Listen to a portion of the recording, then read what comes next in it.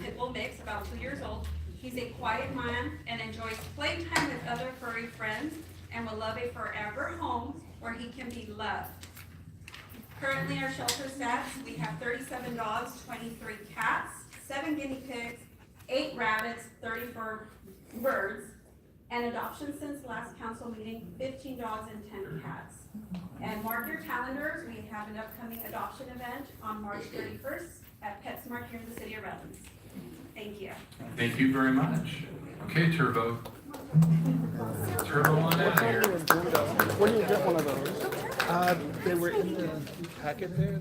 As we all take a recess for Councilmember Blomberger. Do you know where the agenda packet is? Yeah, but they're empty. You want this one? Oh, sure. Can I? Sure.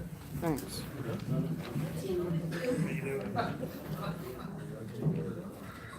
All right. Thank you very much. Move on to public comment. At this time, the first speaker slip I have is Ronald Moran. Mr. Moran will be followed by James Fulmer and then Perper.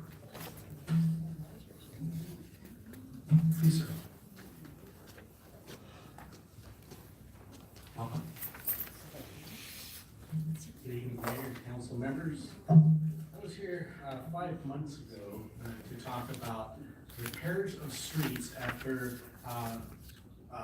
the contractors go in to dig in for utilities and not taking care of the street the way it should be. And I mentioned that the street should be back the way it started before they dug into it. And that has not been done. I was approached by Mr. Poole, assistant city engineer, I believe. He came and asked me, well, where are these sites that I was talking about? I gave him a list of them. They have not been touched. But in fact, there is another one right out in front of my house. They repaired a water pipe or something, and they dig a hole and they put this cold patch on it. They ran over it to try to compact it with tractor tires. And I have a picture of it. I can show you what that looks like. That doesn't do what it needs to be done.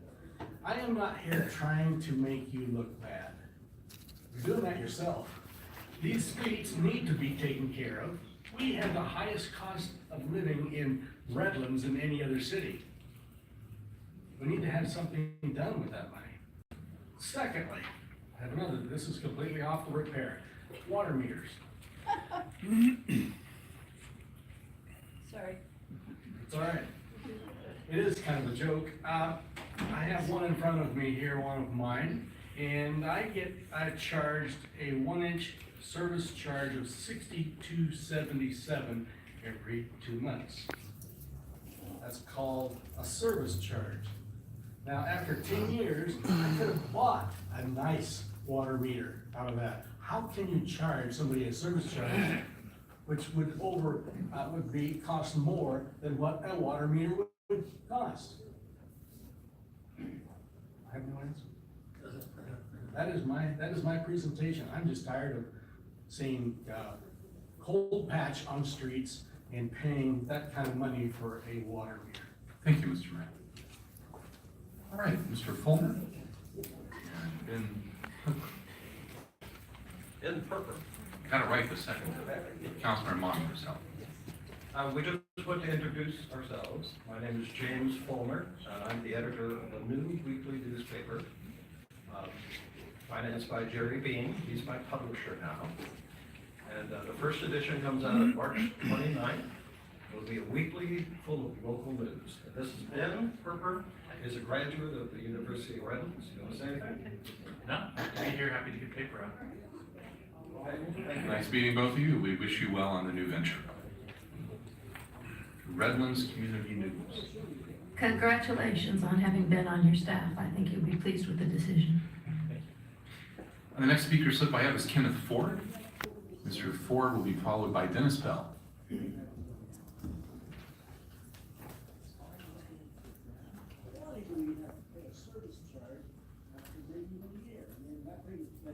I have 3 speakers speaker slips up there, so which topic should I start? This is the one, you have this one under public comment, so it's an item, Kenneth, that's not on the agenda. Okay, on that item, I would like to personally take this time to thank the city council for voting me on the Human Relations Commission. And as many of you already know, I settled down roots here in Redlands a few years ago, and I am pro Redlands all the way. And I will do my best to make this city proud, to continue the work that many on the commission are already doing, and look forward to doing even more and better work for the city of Redlands and improving the image of Redlands as best we can, because I am 100% Redlands. So thank you. Thank you, Ken, appreciate it. Mr. Bell?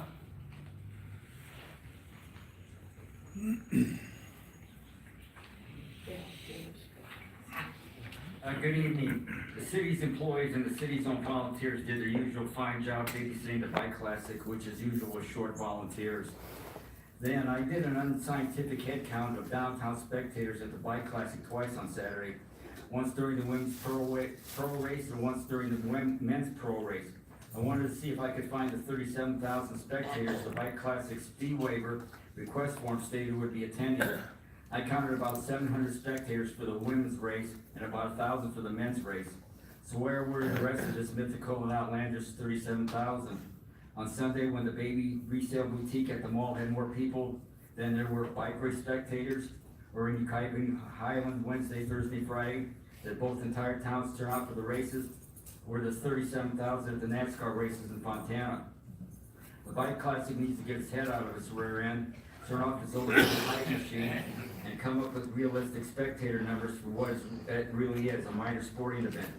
As for the contention of Bike Kind of Classic agree with that. Philly Redlands hotels, why was the official race hotel in San Bernardino? Also, I've been told the Rotary Club made about $8,000 selling beer on Saturday. That doesn't surprise me any since people were drinking beer at 9 o'clock that morning. I guess they needed something to wash down the Kiwanis pancakes with. Thank you. Mr. Bell, I am so pleased that we provided you a weekend's worth of entertainment, because you sure reported on all of it. It's great. All right, that's all the speaker slips I have this evening. Is there anyone else that wishes to address the council on items not on tonight's agenda? Yes, sir. I'd like to speak on the, You'll need to come forward to the microphone, sir. Thank you. my name is Joshua Hall, and I'd like to speak on the issue of dividing up the city of Redlands into districts. How many people are on the city council? Well, the ones you see here, 5. Oh, okay. I was wondering if they were on the city council. No, they're very I grateful think- they're not. I think that by dividing up the city of Redlands into districts, I and everyone in this room has had like 80, maybe 90% of our voting taken from us. Prior to 2016, 2017, we used to vote for everyone in the city council. Now we can only vote for like 1 or 2. I don't think that's right. I understand. Thank you for your input, sir. All right, anyone else? Okay, move on then to our consent calendar. We are pulling item 3 for a public comment, and item 9 for a public comment. With that, I would entertain a motion for the balance of the calendar. So moved. It's been moved by Councilmember Davis, seconded by Councilmember Momberger. All those in favor? Any opposed? Motion carries unanimously. The first item that's been pulled for public comment is the approval of a limited-term grant-funded full-time emergency operations assistant position. Emergency Operations Manager Glass. Good evening, Mayor and council members. Emergency Management Division was lucky enough to be awarded 2 grants. And with the award of the grants is to update our hazard mitigation plan. That's something that we're required to do as a city, and not only with this position help out with updating of this plan, but it kind of ties in together with our emergency operations plans, our NASCAR shelter plan, our continuity of operations plan. So that person will be helping to update our plans. So, any questions? Thank you, Ms. Glass. Questions of Ms. Glass from council? Just a comment, I would appreciate you do a fantastic job keeping this ready. I hope we never have to use it though. We'll be ready if we do. Thank you very much for your work getting the grant. Thank you for getting the grant. You're very welcome, and thanks to Councilmember Momberger for the one grant, so, thank you. Thank you, Faye. The speaker slip I have is Mr. Ford. Kenneth?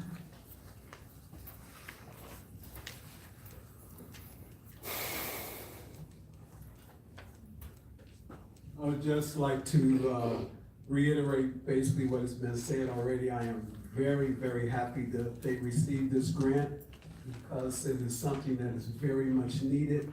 And I've had the opportunity to speak with some of the people in the emergency management department, and they do a fantastic job, but hopefully it will never be needed. So, but it is great that they are able to get this grant and have that extra help that they need.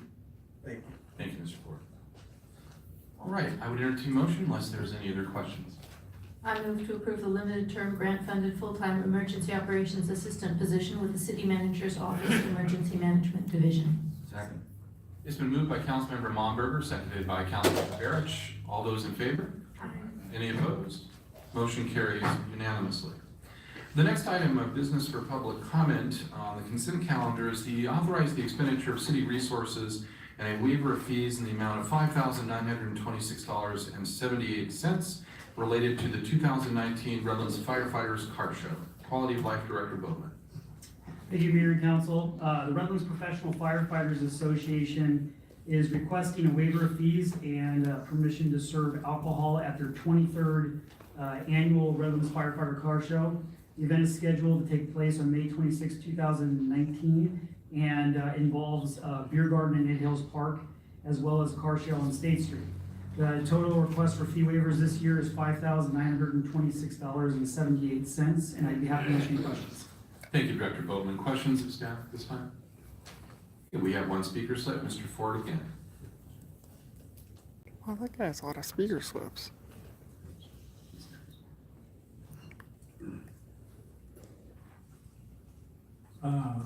Good evening, everyone, again.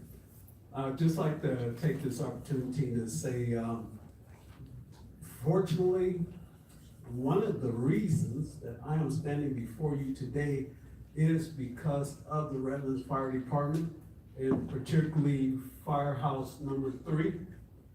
And I would like to give them a special thank you, and which is why I'm in total support of this item on the agenda. And hopefully the council will approve it. The Redlands Fire Department, and again, particularly House number 3, does a fantastic job for the citizens of Redlands, which I can totally vouch for, not just on 1 or 2 occasions either. Thank you. Thank you, Mr. Ford. Mr. Bell, you're up next.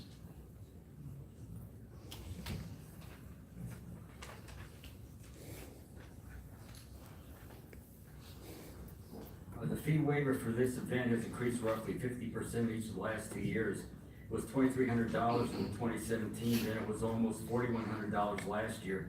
Now it's over $5,900. This just to close a few downtown streets for a car show and beer sale. The charges and fees table in the staff report list costs for fire personnel and equipment. The fee waiver request form doesn't request those. So which is it, since fire personnel or equipment weren't supposedly needed at last year's event, or were they and just not accounted for? Thank you. Thank you, Mr. Bell. Are there any questions of staff? Hearing none, I would entertain a motion to approve. I move that the city council determine that authorization for the sale and consumption of alcoholic beverages during the 2019 Redlands Firefighters Car Show event to be held on May 26, 2019 is categorically exempt from environmental review pursuant to section 15311C of the state's guidelines implementing the California Environmental Quality Act, and further move to authorize the expenditure of city resources and a waiver of fees in the amount of $5,926.78 related to this event. Further move to authorize the sale and consumption of alcoholic beverages during the 2019 Redlands Firefighters Car Show event to be held on May 26, 2019. Second. It's been moved by Councilmember Tejeda, seconded by Mayor Pro Tem Davis. All those in favor? Aye. Any opposed? Motion carries unanimously. All right, moving on to communications. We have several reports this evening from community advisory groups. The first is the annual report from the Redlands Police Community Foundation by board members Stan Weiser and Judy Cannon. Ms. Cannon, Mr. Weiser, if you come forward, please. With pleasure. Welcome to both of you. Thank you. Where's that little thing? There it is. So I click twice. All right, I'll click again, what the heck? It's a very pleasant little bell sound stand. Yeah, it's kind of nice. I think it's a C. All right. Thank you. Thank you, Director Bowman. So, good evening, Mayor Foster and ladies and gentlemen of the council and Janice. Great to be here. Thank you for allowing us to make this presentation, which is an update to you after our first year at the Redlands Police Community Foundation. Besides some members, which include Jane Dreher and Jim Steller and Chris Martin, members of our board, Judy Cannon, the Vice President of the Foundation, a very capable, lovely lady. It's a pleasure to have her on board. I'm sure many of you know. Let me click this once and see what happens. So, hopefully you've received in your packet what we're looking at, which is a copy of our first newsletter. And hopefully you'll enjoy the slideshow as well. As you know, our mission is to improve the quality of life for Redlands residents by developing programs and/or improving the existing programs and relationships between Redlands PD and the community. And excuse me for not mentioning Chris Catron, who's a very important part of our group. Chris. This past year, we have enjoyed the support of our community, and we certainly enjoyed your support. We've also partnered with the East Valley Association of Realtors and the Redlands Chamber of Commerce. Our board's comprised of involved community members, and we work with the leadership of the Redlands PD to ensure that the foundation's priorities and objectives align with those of the department. Our primary goal is the community and youth programs that allow Redlands Police Department to develop positive relationships with youth and to instill a sense of trust and safety. The foundation also supports the Citizens Volunteer Unit and the Canine Unit, which, as I'm sure you know, are funded almost entirely through donations. I'm sure I speak for each board member, those that are here and those that aren't here, when I say working with Redlands Police Department has really been an extremely rewarding experience. I also want to thank Daniel Garcia for, it was the council's support of the water bill stuffers that has been a tremendous, had a tremendous impact on our fundraising. We also have canine fundraisers in our communities, and we have enjoyed the generosity of members of our community and also of local civic organizations. It's thrilling to me that our first year, we raised $115,500. And that does not include any of the monies that were transferred to us, which came in January of this year.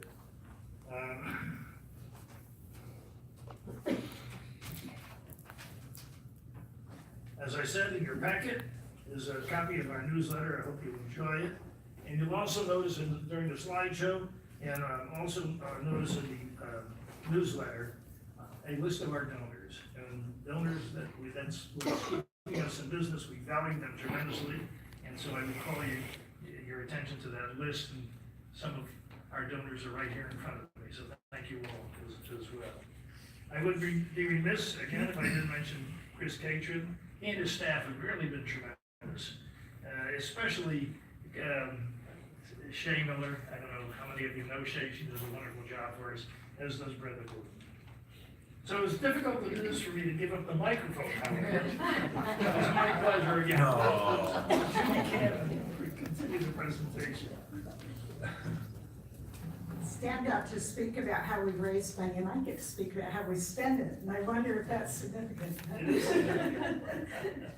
In my mind, one of the things that sets Redlands apart is how people of diverse backgrounds come together to serve, to learn, and to play. The way our police force interacts with Redlands residents is a great example of proactively creating a sense of community by bringing people together. Many of the key programs that make this connection between law enforcement and community members possible are funded by the Redlands Police Community Foundation.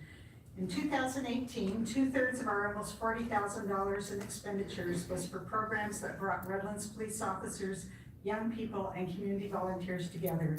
I'd like to highlight just a few of those programs.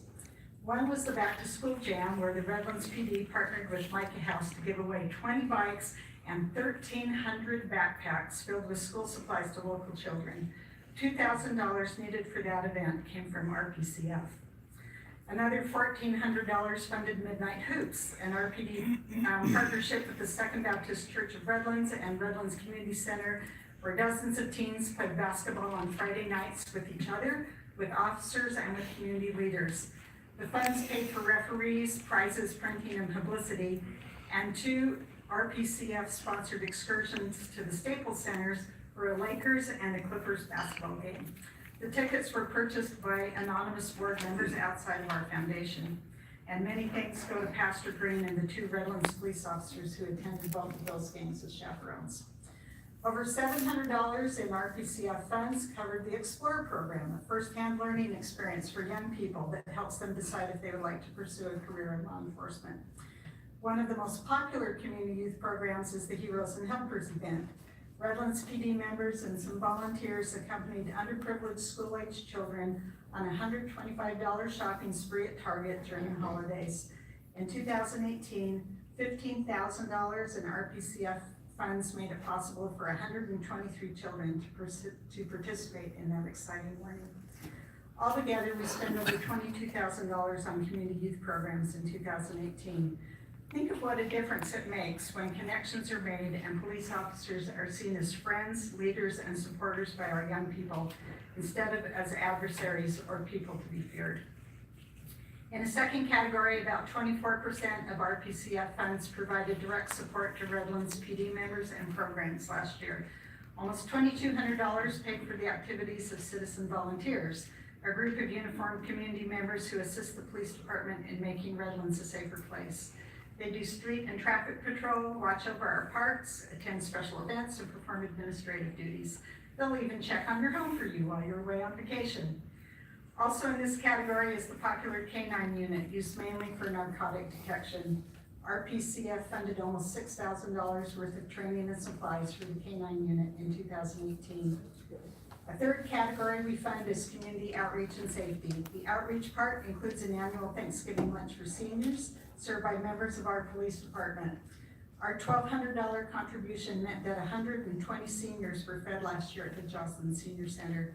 Again, this event creates another connection between our police department and an important segment of our population.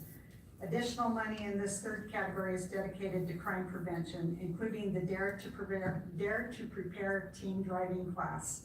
All told, last year, 9% of our contributions funded community outreach and safety. One of the definitions of community is a feeling of fellowship with others as a result of sharing common attitudes, interests, and goals. What the Redlands Police Community Foundation seeks to do is create the sense of community through shared experiences and mutual respect. Community building by our police department is one of the many very positive things that makes Redlands a unique and special place, and the Redlands Police Community Foundation is proud to be part of those efforts. Thank you. If you have any questions, we'll be more than happy to Questions of Ms. Cannon or answer Mr. them. Weiss? If not, we thank you very much for your support. We look forward to coming back in a year, making another. On behalf of the City Council, I want to thank you and the members of your board for your dedicated service to the community, especially to the police department. As both of you know, we have great plans for you in the next 20 months or so. We have a great big project to work on together. We look forward to you participating in that. So thank you again for your service. Thank you all. All right, moving along to the next item that we have as a report item. We have the Airport Advisory Board, and Chairman Richard Johnson will be here to share with us tonight the work of that body. Sir. Good evening. Nice to meet you. I grew up in Corona, not in Redlands. Not far down the road from here. And it's but a town much like Redlands. It's got a rich history, the colonial history, it's got the citrus heritage. And As a kid, mom and dad signed me up for soccer. No. And it just so happened that across the street from the soccer field was so instead of standing there playing soccer, I watched the ball go by as I was watching it. So my fascination with aviation started at a young age.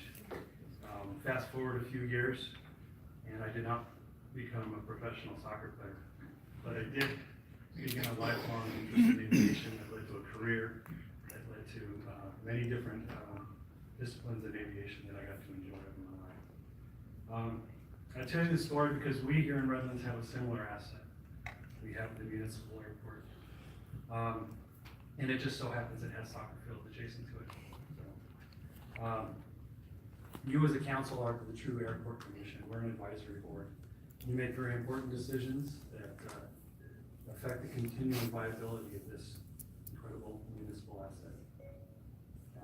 Did you know that Boeing has projected a worldwide demand for 790,000 pilots in the next 20 years? Airbus has made a more conservative estimate of only 560,000 pilots needing training. So theoretically speaking, the kids standing on the soccer field at Redlands Sports Park in 20 years could be maintaining and flying the airplanes that take us on vacation.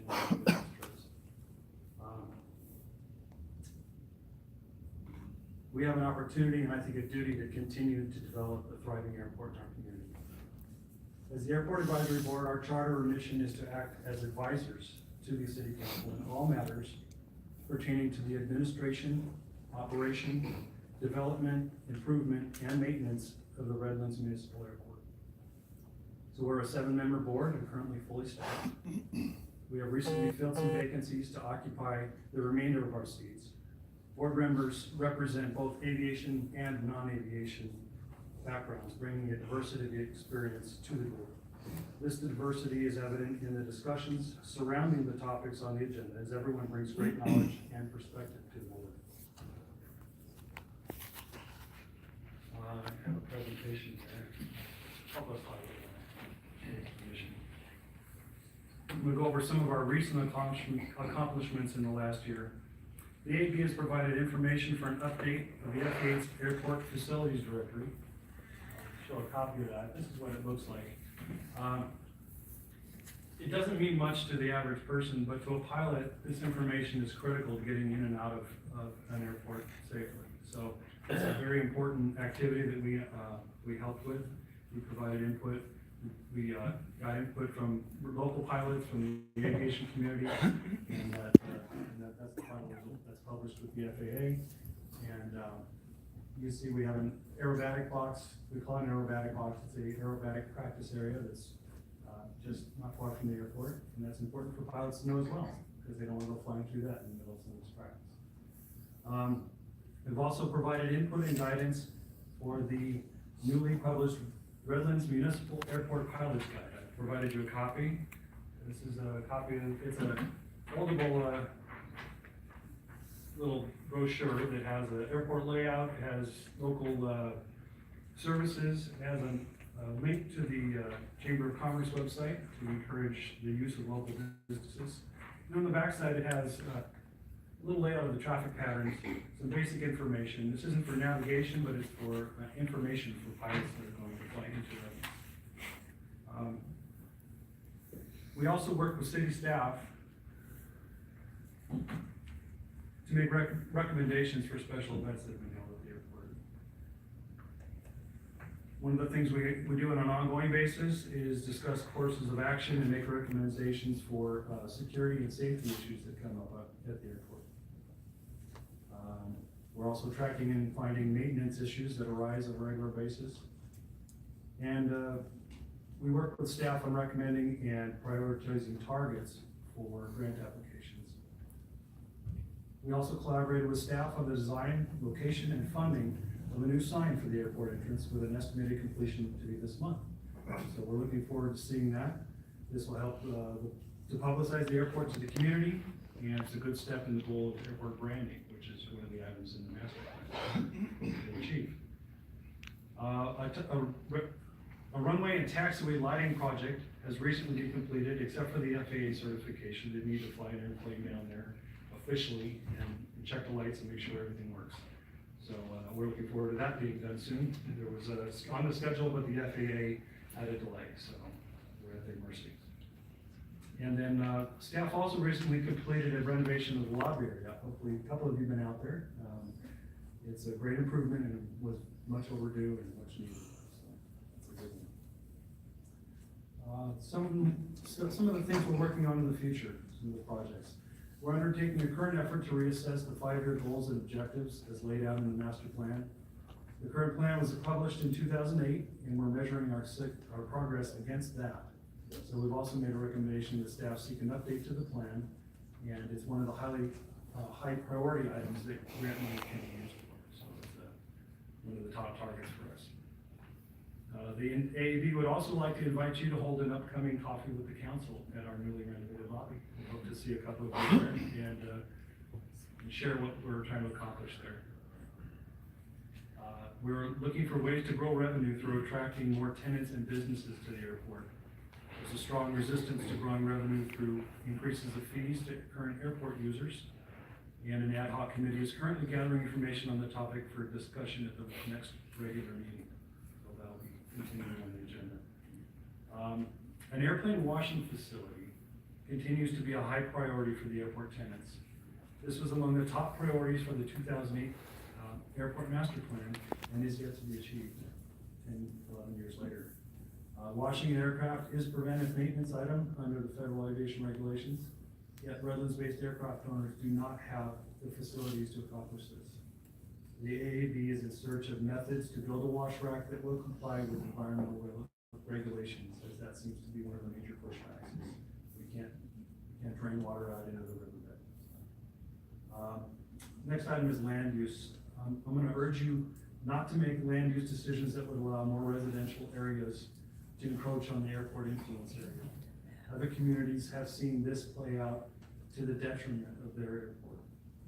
Please make decisions that benefit the airport for the long term, not the developers who are going to make their money and be gone. With the impending exit of the current airport supervisor, the city has an opportunity and a responsibility to bring in staff who will be a champion of ideas and projects at the airport. We will network to foster relationships at the airport management community. Who will be present and accountable to airport patrons and tenants, and who will have experience and knowledge in the requirements to apply for and win grant funding for improvements at the airport. And I'd just like to take a moment and thank Mr. Hamilton. I understand he's leaving us, but I'd like to thank him for his service and wish him the best in his next endeavor. I'd also like to thank the council liaisons, those who've been working with us, coming to our meetings, sometimes very long meetings. We have aggressive agendas, and we're trying to shave that down, but as soon as we get a couple things off, a couple things show up again. So there's a lot of work to do. We've got a good engaged board that wants to get it done, so that's a good thing. I'll close with this thought. In 1962, when Charles Parker was the mayor of Redlands, the city purchased the airport with a little help in the form of a $20,000 loan from Lockheed. Imagine the excitement and anticipation of the council and the community for the possibilities of this newly acquired asset. When the gavel was passed by Mayor Parker to Mayor Burrows, and then to Mayor Cummings, and on, the responsibility and expectations of the mayor and the council was that all the city's enterprises would be looked after for future generations. There's been much accomplished, but there will always be more to do to ensure that our airport is a resource to the next generation of aircraft owners, aeronautical enthusiasts, and business owners. That it will continue to be a vibrant and highly performing asset to the city of Redlands, and just maybe an inspiration to another kid standing on a soccer field watching airplanes fly. So thank you for your time. I'm available if you have any questions. Questions of Mr. Johnson from members of council? Thank you very much, Chairman Johnson. We appreciate the work that you and your teams do. Thank you very much. All right, the next report that we have before the council is the report from the Citrus Preservation Commission. I'd like to invite Chairman Peter Bowie to come forward Or should I just call you Gramps? Oh, thank you so We're much. sorry we missed you the last time, but we understood it was a very exciting day in the Bowie house. Very exciting, and without any bias at all, I have the most beautiful granddaughter on the planet right now. I'm sure you do, None Grandpa. whatsoever. Thanks for moving me around. It was an exciting day. I'll never look at Fat Tuesday ever the same way. Wanted to give you, council members, Mr. Mayor, good to be before you again. I dusted off my notebook that you usually see every year. Kind of give you an update on how our groves are doing. First and foremost, the trees look incredible. Thank you to the rain. The whole story is gonna be about weather this year. The trees have been washed off, and forget about a super bloom up in the high desert. We're gonna get a treat here very quickly. Trees are starting to feather out, the bloom's gonna come out, and it's gonna be a beautiful smell. Been a challenging year, and I'll get into that a little bit later on, but in my talk, you have that red button thing, don't you? Okay, this one light up. Oh! You have no light on you, Pete. No, none of the. Okay, well, just in case, I won't take it personally. If we fall asleep, then you need to take that as a, I don't think that's gonna happen. I just want to say a quick thanks to Larry Jacinto Farming. I do that every year, but I can't talk about them enough and sort of recognize the work that they have done. The two people, his two right-hand guys, Gabriel Sotelo. The Sotelo family has been their workforce from the same place in Mexico forever and ever. Greatest guy. And I want to especially recognize Chuck Hills. This is such a Redlands thing. Chuck and I went to school together, high school. We're on the wrestling team together. What a Redlands thing, it's so bad. But I can't state enough or overstate. I'm gonna make a sweeping statement here. He's a farmer's farmer, and I think as an individual, he's probably done more for the citrus in this town, especially for the city of Redlands citrus, than any one person. And I wish I could tell you all the things that he does and how he works, and they strategize every year with the packing house, which groves are gonna get picked, how we're gonna maximize the returns. There's nobody that works harder. He's also the guy that gives me a call at 3 o'clock in the morning, hey, what temperature do you have? Because it's cold. If anybody really knew what we did, they'd just think we were absolutely out of our minds. But I wanted to recognize his work. He's also the current president of the county, San Bernardino County Farm Bureau. He just got back from Sacramento. He's just works at it all the time, and it's just really out of a love for farming. I wanted to recognize that. I don't think I've stated that enough for him over the years, but anyway, I also wanted to welcome our new council liaison, Ms. Momberger. It was kind of funny. She tried to sneak in on her first meeting, sort of unnoticed and Was quiet. she on the late as side. usual? Just a little bit. It wasn't bad. I wasn't gonna hold it against her, but I'm so excited that she made it. And of course, I embarrassed her probably and put her in the hot seat that John Harrison had sat next to me for a long, long time. I just want you to know how enjoyable it has been in just 2 meetings. And I want your colleagues to know how much we appreciate it. You made one statement that got me right here, and that was, you want your grandchildren to know what an orange bloom smells like in Redlands. That's all I needed to hear. So thank you. You're a brave soul. I mean, let me just tell you that. So, I also want to say, gosh, I just have to thank the Quality of Life and their department and their staff. Eric Reeves, Zach Labonte, we can congratulate Zach. They just had a little girl, so they've got a boy and a girl as well. 2 really good guys. It does my heart good to see these young guys kind of moving their way up through the ranks here at the city. Some of the things that they've got to do, from removing homeless encampments, or replacing fences, or fixing wells, and I love that they never have a problem giving me a call to either ask advice or what do you think. And we tried to do a little fencing. One fence got put up and the other one got taken down. Some of it's kind of comical, but it's okay. Just really appreciate their hard work. On our Mountain View Grove, Edison needed to put some new high, what are they called? Wires. Well, they're wires, but towers, big towers. So we were gonna take out some trees over there. And I have to tell you, you better watch out for Chris Boatman. The deal that he negotiated blew my mind. He might get picked up by a real estate developer or something. Chris, wow, that was amazing. And I wanna tell you about this guy right here. And I like to tease him a little bit, but I've watched him kind of come up through the ranks to where he is right now. I want you to know how much we appreciate. We're not an easy group, and we're that group that thinks we're the only commission that exists. Maybe because you do such a great job for us. I know the quality of life has so much more things going on. So I want you to know how much we appreciate what you do.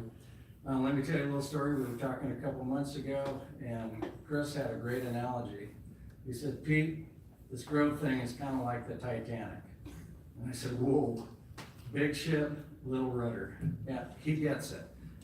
Changes that come, we need to be prepared for, and I really appreciate that. My other Redlands thing is his parents live right around the corner, and I love to say, Chris, don't make me go call your mother. So, which he hates saying it. But Chris, thank you so much. We just appreciate all the hard work that you do. And the quality of life in Redlands is fantastic. Thanks for your efforts. So,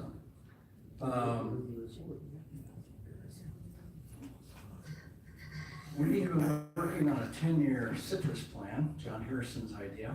And I have to say a special thanks to my right-hand man, Bill Osterling, who's been serving as my vice chair, and also does our minutes and does a fantastic job. I can't tell you how many hours, I mean countless hours he has spent, and not without some frustration, but some of these graduates are planted during the century, and we've done packing house changes, and records are hard to find, and people have changed in the quality of life. It's really been tough. I have this vision of his wife about to more interesting than you. Just out of frustration. So I want to say a special thanks to Bill for all that work. Out of that study, it's just really obvious that we've got probably 3 groves that we're going to need to do some work on or come up with some recommendations for you. So those will be forthcoming. I want to say big thanks to all of my commission members, Lib Cook, Michael Day, Jack Stewart, Roland Moore. We're losing the commissioner, Bob Crum is retiring, and they're going to be moving to Utah, so we'll be looking for people to fill that seat. You know, last season we did $885,000 gross figure, which was the second highest gross, I think, in the past 6 or 7 years. It was a pretty good year. We're also going to receive a refund check from Sunkist. They sent me a letter. It's going to be over $14 million of checks that they'll be sending out. So the city should get a good little chunk of that. Villa Park, our new packing house, will also be getting a refund check as well from that. We will take anything we can get. It's just getting more and more expensive to run these groves. A few words on Villa Park. Couldn't be happier about this packing house. There's a reason they're still in business. Their efficiency and what they are doing, and they are investing money. Our fruit will still be packed over at the old CCC house, but they just installed a digital packing machine, and they'll be able to run 20 loads a day through there. That's 20 semi trucks with 2 sets of doubles. An enormous amount of fruit. And the other thing is they've got to save on labor. This minimum wage is just staring us in the face, and it's going up $1 a year after this year. So they just spent $850,000 on a new bagging machine. So, and boy, they have really treated us well. I'm going to tell you, our early fruit this year, we picked 4 groves on the early market in a tough year, and we had some size. They were still working on the packing house in High Grove, and shipped that fruit up all the way up to Strathmore in the Central Valley. Well, they were blown away when our Redlands fruit got there. It was very clean, had a great pack out, good utilization. Those 4 groves probably are going to save us this year. We might need a straw a little bit. Just a little underwater, but it's going to be a tight year, and I'll explain why. But we are really, really happy with you know, they're really treating us well and taking care of us, and that says everything. 2 weeks ago, I was kind of glad I didn't do the report, because 2 weeks ago, it kind of looked like we might have groves that wouldn't get picked. The market this year is kind of a shambles. And I'll tell you why. Everybody remember this summer, the heat wave that hit us? I recorded 117 degrees. There were places in the canyon that were 120. It was all the way across California. I remember. Well, we think that just kind of stunted the fruit. The trees just weren't prepared for that, and it's the hottest weather I've ever seen. So what happened was in the Central Valley, they had a mass of small fruit. It was all small. Central Valley grows 99% of the fruit.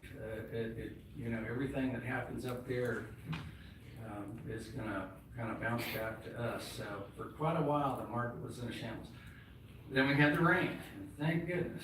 And the rain, thank you God. We've been waiting for it. Mr. Torr was reporting at our Bear Valley Mutual Water meeting that they're testing the wells, and the water tables are coming up. Best water storage system we've got. My wife and I were up on the Central Coast that one Thursday where it rained really hard. I guess Big Bear rose by 5 feet. So at our Bear Valley Mutual Water meeting, we were so happy our water company actually has water. So that's all good news, but it's a double-edged sword. When you get rains like that, the city, the folks of the city of Redlands are gonna see a lot of fruit on the ground and think, look, what's the waste going on? All that fruit needs to be on the ground. There's something wrong with that. Don't worry about it. The good news is we just finished, Lagonia Grove was finished picking today. They're gonna finish up Prospect Park this coming week, and the only one we'll have left is City Olive. So we're really just happy that we can get them off the tree. But this is one of those years that we're just gonna kind of sneak by. Tough year.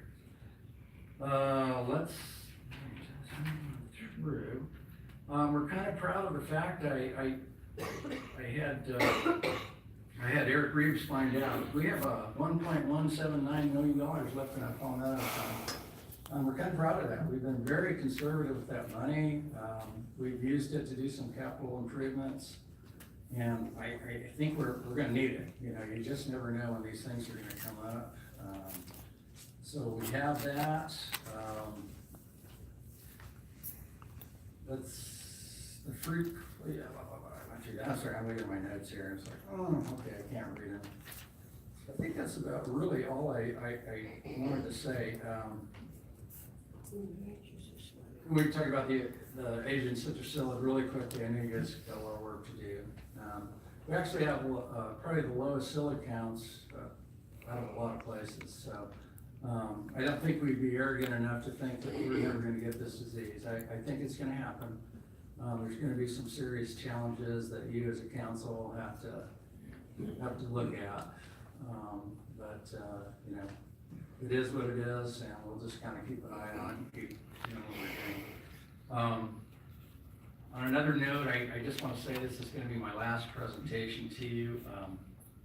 I'm 11, 12 years on this commission. My wife and I are kind of working on retiring and grandkids, and so I think I'm going to go ahead and retire from the commission, maybe at the end of this naval season here. But we are ready. I spoke to you, Mr. Mayor, about we're ready to do that. Farming's been a tough career. You can't get away from it. You can't travel, and we're ready to do that. So I started it out 12 years ago as a way to take over from my dad, and after he passed away, it was a way to honor his memory. I think it's been one of the most dynamic and incredible times. It couldn't have been a better time for me to be on this commission. I enjoyed it way more than I ever thought. So anyway, that's how I report. Any questions? No. Thank you, Chairman Bowie. Questions from the chairman at this point? Yes. You say that a lot of people don't understand what you all do, what farmers do. I'm included among those. I really don't know or understand yet what you guys do, but I know They grow our food results of it supply. have a huge impact on the people who live here. I know that what you do has helped to find homes for me. So thank you, I appreciate it. On behalf of the council, to you and your colleagues on the commission, we really do appreciate everything that you've done. You are caretakers of probably one of the most emotionally important items in our city. And as I've chatted with my colleagues about our conversations, we know and acknowledge we have challenges ahead. Challenges in leadership on the commission, challenges in terms of finding someone to continue the legacy of farming these heritage groves that we have in an industry that is no longer producing people that farm.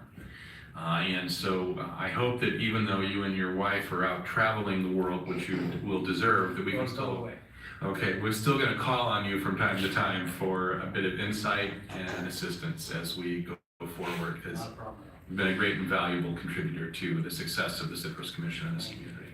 Thank you very much for your report, sir.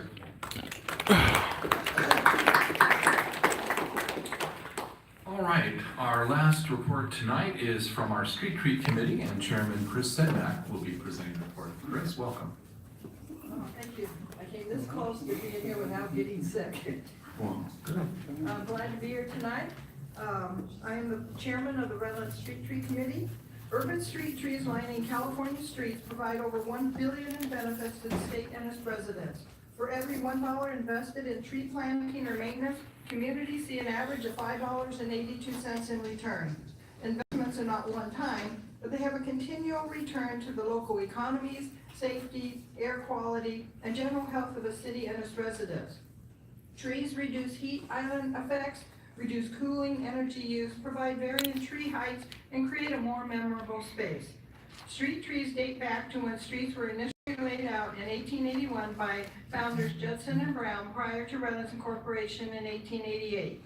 Through a culture and commitment to tree care, approximately 43,600 street trees are covering nearly 300 miles of public roadways today throughout the city's 37 square mile boundary. Redlands has observed a loss of 1,380 street trees since 2012, due primarily to a prolonged drought, leaving more than 8,500 total vacant street tree sites.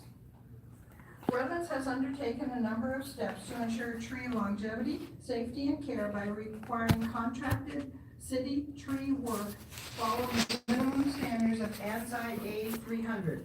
On November 2nd, 1998, the City Council established Resolution Number 5574, the Redlands Street Tree Committee, an advisory group to the City Council and staff on policies for planting, care, and removal of trees and shrubs in all parkways in the city, and we were founded.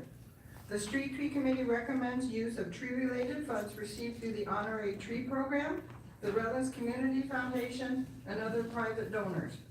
Our street tree practice dates back 130 plus years with Arbor Day and Tree USA celebrations, and the University of Redlands is a Tree Campus USA.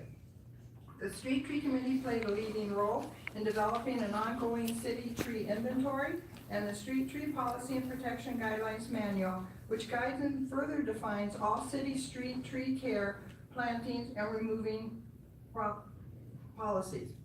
Recognizing tree as a, quote, major capital asset of the city, unquote, the municipal code dedicated chapter 12.52, trees and tree protection along street and public spaces, to preserving and growing the Redlands canopy.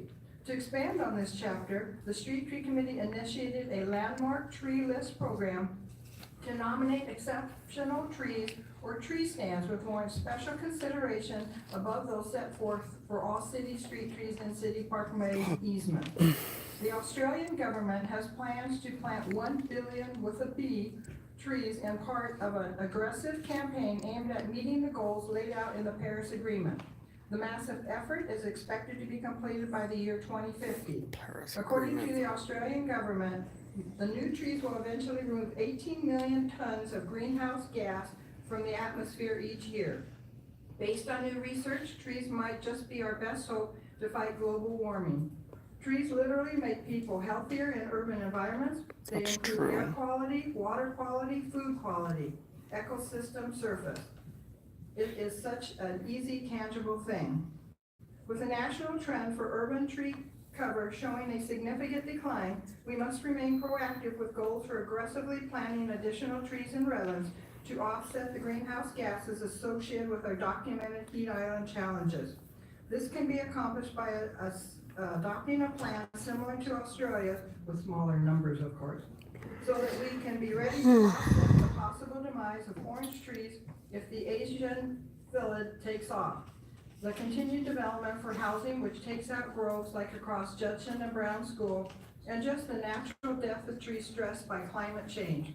With the help of the city council and increasing the street tree trimming budget and the hard work of the Quality of Life Department, the Street Tree Committee has made great progress in working to strengthen our city's current policies while taking advantage of existing databases and infrastructure in order to become better stewards of our urban forest. Thank you, Chris. Are there questions of Chairman Sedman? Thank you very much to you and your commission, Chris, for all the hard work that you do, and another resource that we hold very dear to our hearts. Thank you. All right, moving on the City Council's agenda, moving to our public hearings. The first, the only public hearing tonight is the determination of possible exemptions or reduction of fees for categories of accessory dwelling units pursuant to the Redlands General Plan Measure U, Resolution number 7907, and ordinance number 2880, establishing development impact fees for accessory dwelling units. Municipal Utilities and Engineering Director Tour. Thank you, Mayor, members of the City Council. This item, as you stated, pertains to adopting a fee for accessory dwelling units, which is known as ADUs or granny quarters or grandma quarters on existing single-family homes.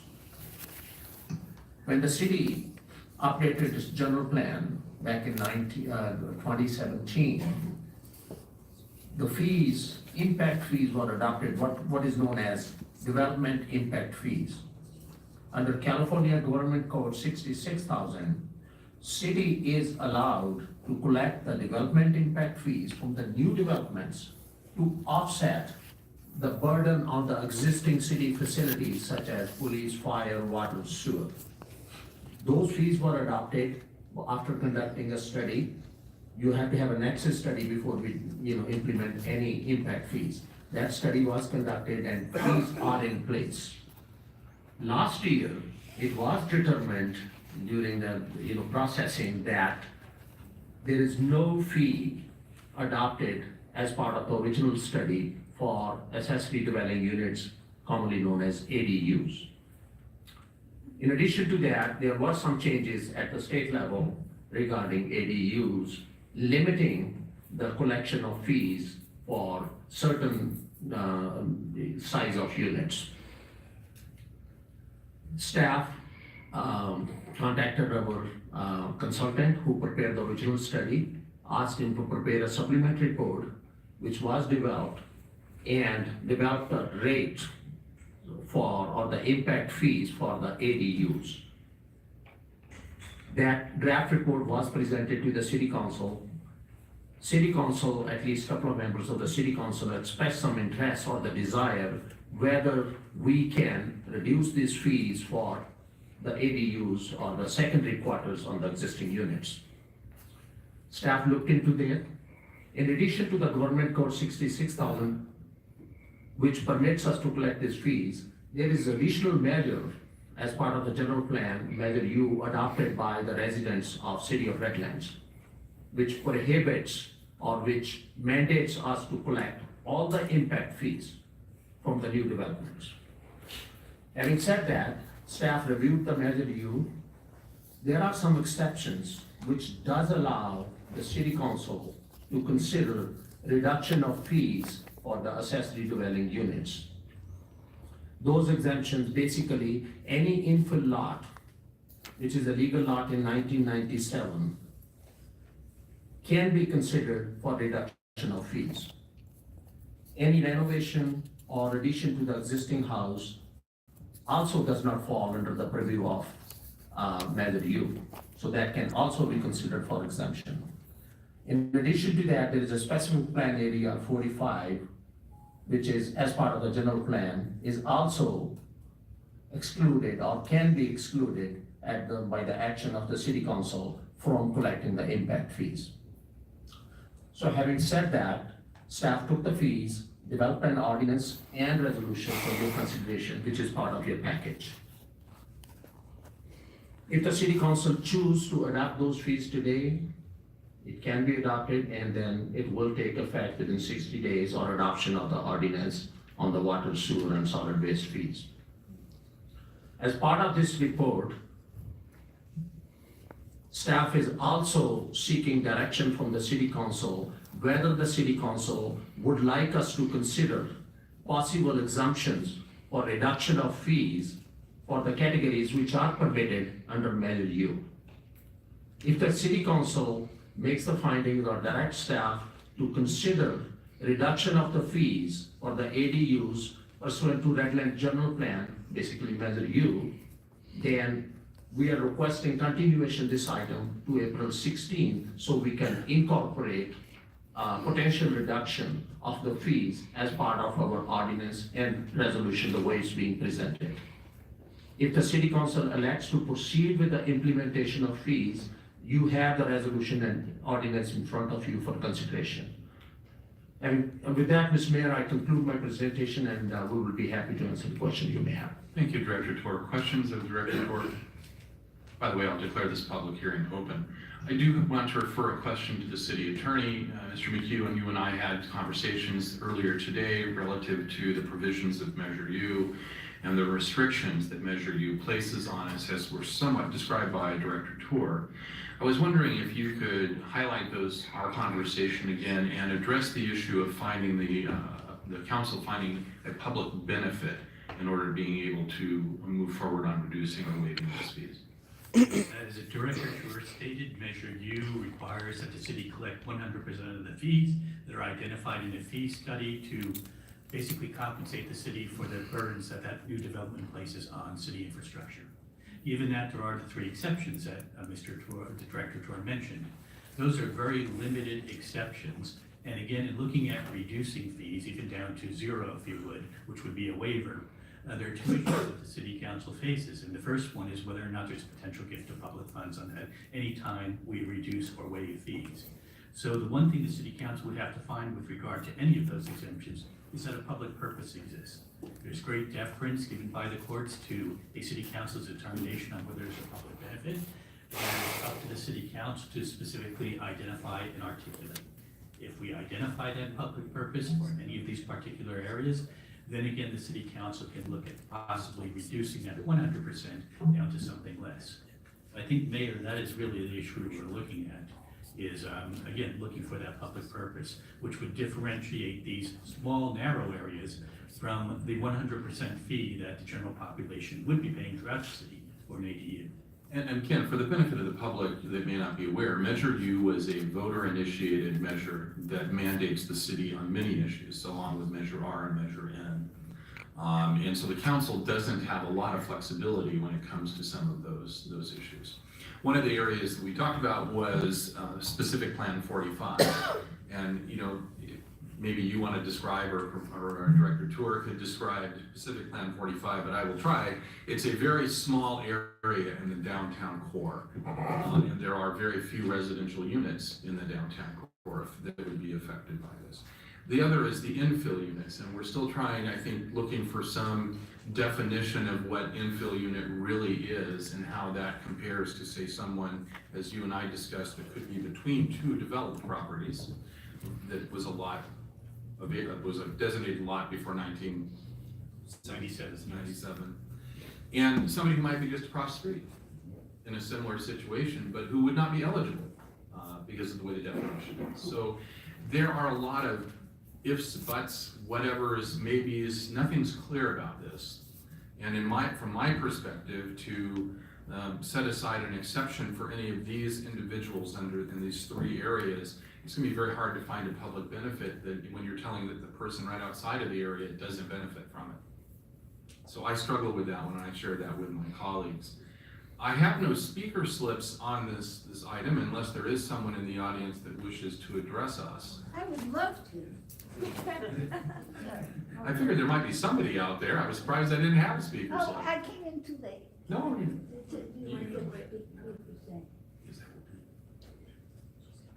please, if you'd identify yourself as well, please. Hi, my name is Barbara Murray. I live in one of the neighborhoods that is getting a C of the granny houses. Some years ago, there's an alley that runs through. I live on College, and there's campus, and in between there is an alley, unnamed alley. some years ago, the city made us stop putting our trash cans out on that end because they said, oh, the new trash cans couldn't make it through the alley. And so now I have to drag my trash cans all the way around the house and into the main street. And now everyone, let's say a huge number of people, are busy building 2-story granny houses. I don't think any grannies are gonna live there, that have parking from the alley. And so I'm wondering if the trash can people couldn't get through, how the fire trucks are gonna get through, or any other emergency vehicle. And, you know,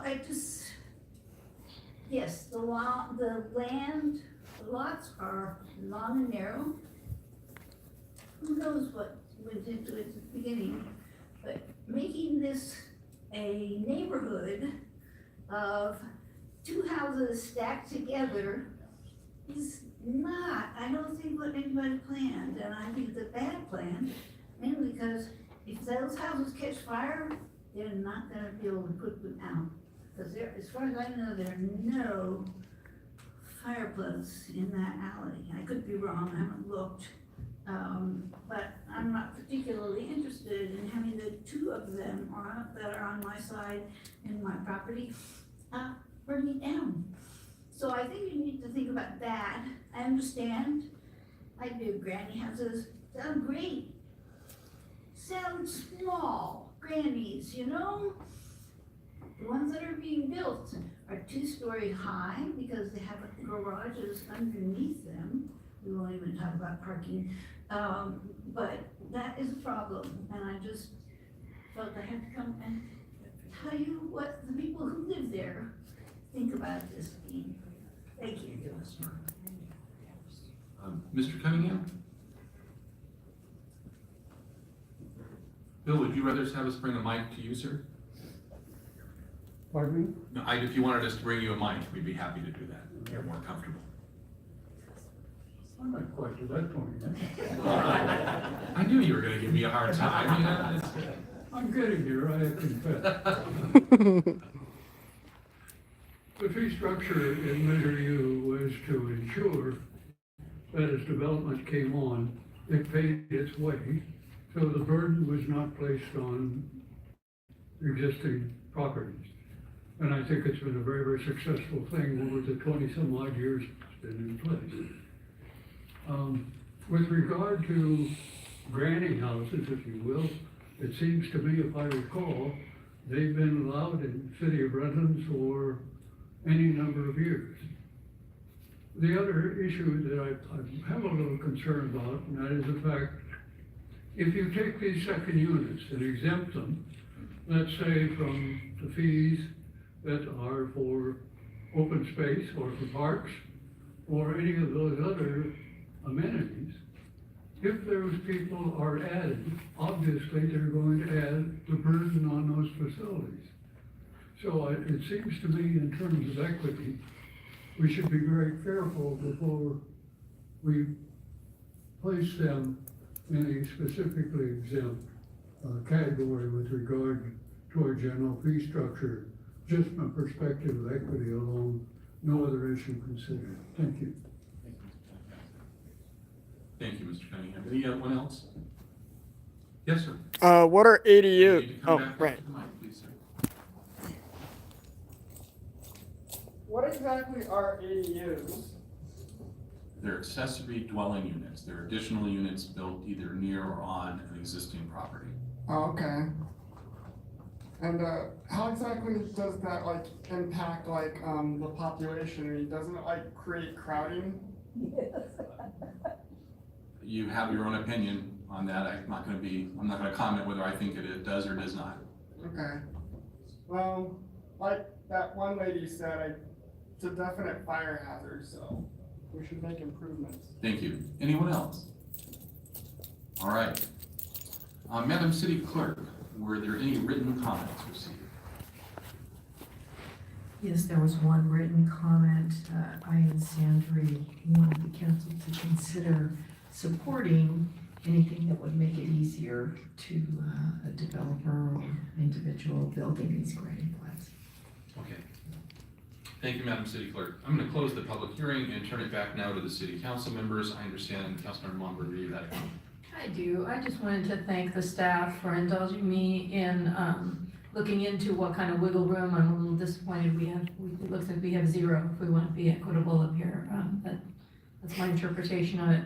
But I know your time is valuable and I really appreciate you indulging me in investigating this. Your comments or questions? Just a comment. Yes, go ahead, Councilmember. Sure, I was just gonna quickly agree and say I think it's hugely important to be equitable. I think that there was a lot of misunderstanding out there in terms of the people calling me and a lot of the comments on social media. Just to be clear, these development units are already allowed. What we're really voting on tonight is about the fees. So just wanted to put that out there because I think there was a lot of confusion. I'm just gonna go ahead and tag along with that. I just wanted to remind everyone that what we're deciding today is whether or not someone who's building an accessory dwelling unit pays their fair share in fees. That's all that we're doing today. And I think it's important that we capture as much of the impact in fees as we're allowed to do. My concerns were mainly the amount of the fees and how we could or could not make them more affordable, if you would. But I understand what we need to do, so. Councilmember, Garrett, anything like that? I basically have a problem with any reduction of fees. It's kind of hard to tell somebody, okay, this is what you're gonna charge and this is what we're gonna charge for something else. I think should be consistent. If someone builds a house over their garage, they're gonna use our water, it's gonna use our sewer. I don't see any reduction of services, or their use of services to reduce the fees. Again, I think we need to be even with everybody and building something on a lot and not charging the same fees we do any other developer, I think would be unfair. I agree with my colleagues. I would like to add, as I have shared with a couple of my colleagues on other topics, we as council members have a challenge as our community grows in that many of our residents have no clue what the provisions of Measure U, Measure R, Measure NR in our community and how it affects what this council can do and cannot do. Now, whether you agree with the provisions in this case of Measure U or you don't, the fact of the matter is we are not able to do certain things that other communities around us can do with the issue of accessory dwelling units because the people have voted and have implemented the provisions of Measure U, mandating these fees and the payment of them in full. So while there are provisions that I think we could all agree are important and we like in these various measures, there are also provisions that unless the voters change them, limit creativity that's being allowed in other communities throughout the state of California. And I believe you're going to have a chance to change some of these measures in the not too distant future. With that, I will entertain a motion that we approve the existing fee schedule as proposed. I did want to make a comment on that. One of the things I spoke to staff about is whether or not, because I broke the fees down per square foot, and I wanted to know if we were interested, if the council would be interested in implementing the same fee per square foot, but just apply it per square foot rather than a less than 700 cutoff amount and greater than. That's one way we can provide some type of relief to anyone building, let's say something like a 500 square foot studio. And I think it's fair. That person would pay those fees up to the 700 square feet, even though they're not building a 700 square foot accessory dwelling unit. I understand what you're saying, Councilmember. I think at this point, in order to comply with state law and with the general plan of Measure U, we need to move forward on this. And then if we want to explore that as a policy directive down the road, we certainly can have staff take a look. Okay, I'd like That's to my think opinion. about that. Yeah, definitely, I'm on board. Make sure I understand, so if we vote against this, basically, we're not giving reductions, is that correct? No, if you're voting for it, we implement the fees, the full fees, and if we vote for resolution number 7907. Okay, so the fees will stay the same, not a reduction? Yes, as we adopt that. Okay, because somewhat ambiguous, that's why I want to make sure that people under, I'm not 100% sure, I'm sure there's other people as well. Absolutely, I understand your question. I think Councilmember Tejeda makes a great point, and something we should consider in the future. So I'll move that the city council adopt resolution number 7907. Madam City Clerk, would you please read the title of, no, we're not doing the ordinance, are we here? It's just me, the ordinance counselor. Yep. So are we adopting the ordinance at the same time as part of the implementation? Well, you have first the motion for the resolution, and we would read the title. Okay, very good. Then let's go ahead and have a second on the Councilmember Tejeda's motion. Second. It's been moved and seconded that we adopt resolution 7907. All those in favor? Aye. Any opposed? Motion carries. Madam City Clerk, would you please read the title of ordinance 2880?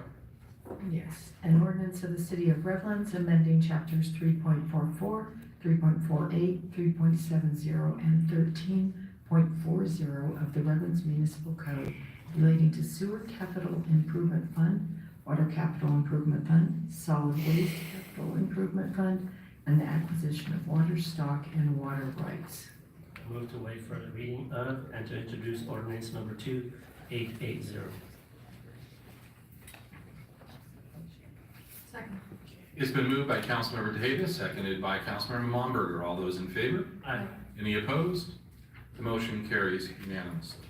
All right, moving on to new business. The first item of new business is the consideration of the University of Redlands voluntary contribution in the amount of $55,500 and the appropriation of funds on behalf of the city and the A.K. Smiley Public Library as designated by the University of Redlands. I understand we have one refusal this evening? Yes, I need to recuse myself because the University of Redlands represents a source of income for me. Thank you very much. We'll wait for Mayor Pro Tem to speak.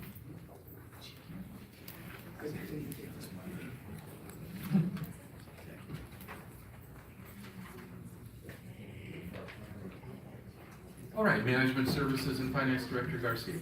Thank you, Mayor and members of the council. Here to provide you with a brief presentation on this item is Farrah Jenner, the Assistant Finance Director. Ms. Jenner, welcome. Good evening, mayors and council members. The University of Redlands has generously donated $55,500 to the city and A.K. Smiley Public Library. The current donation will fund the library's robotics and STEM programs, a traffic message board for the police department, and a new vehicle for fire prevention. This year's donation will bring the total contributions from the university to over $1 million. Staff recommends accepting the donation and approving the additional appropriations for the related purchases. I'm happy to answer any questions you have. Thank you, Ms. Jenner. Questions of staff at this time? Thank you again. Oh, go ahead. Do we have other organizations or individuals within the community that just donate money to us like that? Yes. Okay. There's a couple of committees and various donations throughout the year. Our current donation acceptance policy requires any donation over $30,000 be brought to council for acceptance. Items under $30,000 are tracked throughout the year and presented to council on an annual basis. Thank you. Any other questions? Thank you, Ms. Jenner. I would entertain a motion. Move to accept the voluntary contribution of $55,500 from the University of Redlands and authorize the expenditure of such funds on behalf of the city and the A.K. Smiley Public Library as designated by the University of Redlands, and further move to approve additional appropriations totaling $44,500 for the corresponding expenditures in the police and fire departments. I second. Been moved by Councilmember Tejeda, seconded by Councilmember Momberger. All those in favor? Aye. Any opposed? Motion carries unanimously. We can invite Mayor Pro Tem back in, and I would like to extend the thanks of the City Council and the city to our friends at the University of Redlands. Thank you very, very much for their continued and ongoing support. All right, moving on to the next item of business, we have the consideration to accept a donation in the amount of $39,575 from the Friends of Prospect Park for tree maintenance within Prospect Park and approval of an additional appropriation of the same. Quality of Life Director Bowman. Mayor and council, I'm very pleased to bring another donation before you from a group who also has made a long-term commitment to the city by repeatedly donating to support our Prospect Park. This year, the group has donated, is donating $39,575 to the city, and the funds will go towards removal of hazardous trees within the park to the tune of about $34,100, and also reimbursement for other trees that were removed to the sum of $5,475. These donations have been extremely helpful over the years. It's a beautiful park with immense amounts of vegetation, and they're a great partner. Thank you, Director Bowman. Questions of staff at this time? Okay, then I would entertain a motion. I move to accept a donation in the amount of $39,575 from the Friends of Prospect Park for tree maintenance within Prospect Park and approval of an additional appropriation of the same. Second. And moved by Councilmember Tejeda, seconded by Councilmember Momberger. All those in favor? Aye. Any opposed? Motion carries unanimously. I know that there's some representatives of the Friends of Prospect Park here. If you'd like to come forward and say a word or two, you can all come up if you want. They're shy. I don't know anybody in Redlands that's shy. Thank you, Mayor and council members. I'm Andy Hartzell. I'm the president of the Friends of Prospect Park. And it gives me great pleasure to, and I'll give the check to Chris, or would you like? I don't get to keep it very long. I didn't have it very long in my hands either. But we feel the Prospect Park is really one of the finest jewels in the city.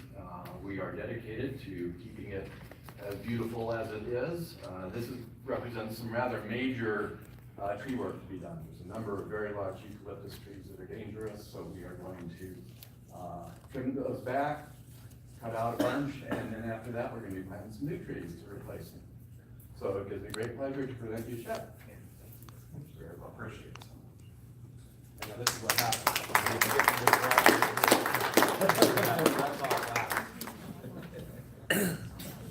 Easy come, easy go, Jesus.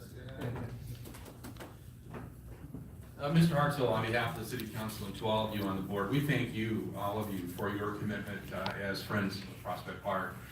You too are custodians of a very special jewel in our community, and we appreciate all that you do to take care of that jewel. Thank you very much for your donation. Thank you. All right.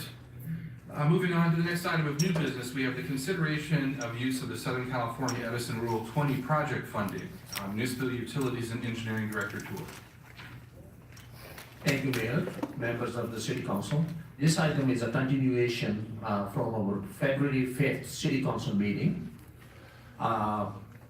City Council considered 3 project location for utilization of Rule 20A Edison Fund, what we call. What Rule 20A is, it is a collection of funds as part of the rates. Every city resident pays a certain amount, which is collected by Southern California Edison and set aside in a separate fund, which can be used for undergrounding the overhead lines within the city limits.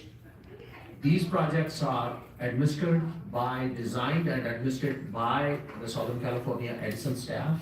However, the selection of project is at the discretion of the local agency. On our February 5th meeting, City Council considered 3 project locations, and the list was shortlisted to 2 project locations, eliminating 1 project for consideration. In addition to that, City Council asked for additional information from Southern California Edison, which has been provided by Southern California staff. Mr. Tony Mathis is a project manager for Southern California Edison. He sent a letter detailing all the projects, budgets, and utilization of these funds for City Council's consideration, which is attached as part of the staff report. So in essence, what we have approximately $2.1 million already accumulated into the city's Rule 28 account. That money is available.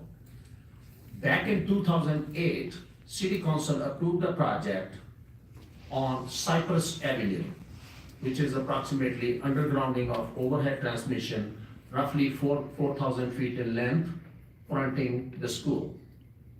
So this is a residential area, and the challenge at that time was that there are palm trees which were interfering with the transmission lines. So city council directed staff to proceed with undergrounding of the transmission line on Cypress Avenue from Lakeside Avenue to San Jacinto, fronting elementary school there. And again, this area is all residential. The estimated cost to do that work is approximately $3 million, although we have $2.1 million in the account. That's the reason this project did not proceed, and we were still accumulating the money. About a couple of months ago, there was another project proposed, undergrounding of overhead transmission line. This is 66 kV high voltage line on Nevada Street. The request was made to underground the high voltage line which was installed, I believe, a couple of years ago or within the last 2 years. This is a commercial area where we have office complexes and apartments. The county of San Bernardino has authorized undergrounding north of Ligonia. There is apartment complex going on within the county. So Southern California Edison is already proceeding with undergrounding of this high voltage north of Ligonia Avenue. So if the city council elects to underground the high voltage line on Nevada Street, which is going to be from Ligonia to more or less to the freeway, the street which we have is between Ligonia and Industrial Park Avenue. So about 6 or 7 poles will be underground. It's approximately 1,500 feet. So that's the second project. The estimated cost for this project is roughly $1.1 million. If the city council elects to direct staff to proceed with Nevada Street project, we need to create an undergrounding district, which is required by law before Edison can proceed with the work. And it will take approximately 2 to 3 years to complete this project. If the council elects to choose the Cypress Avenue project, which is estimated cost is $3 million, underground district has been created, although we have $2.1 million. That project can be accomplished within the next 3 to 5 years. It's a little bit more complex project. It will take 3 to 5 years. And the reason for that is, not only that it's a complex design, we need to look at some additional money. Under the rule, city is authorized to borrow the future funds for Rule 28 for the next 5 years. So we will advance the funds for this project, and we should be able to complete this project by 24, 25 in the next 5 to 6 years. In addition to that, if the city council elects to select both the projects to be proceed simultaneously, we need to identify which project needs to go first. Because to fund both these projects based on estimates provided by Edison, what we call as a rough order magnitude, which is very approximate. So that is about $4.1 million. If we need to fund both the projects, the first project prioritized will go first, and the second one, we have to wait for a few years so we can get additional money. Annually, city gets approximately $136,000 towards this fund. That's a ballpark estimate.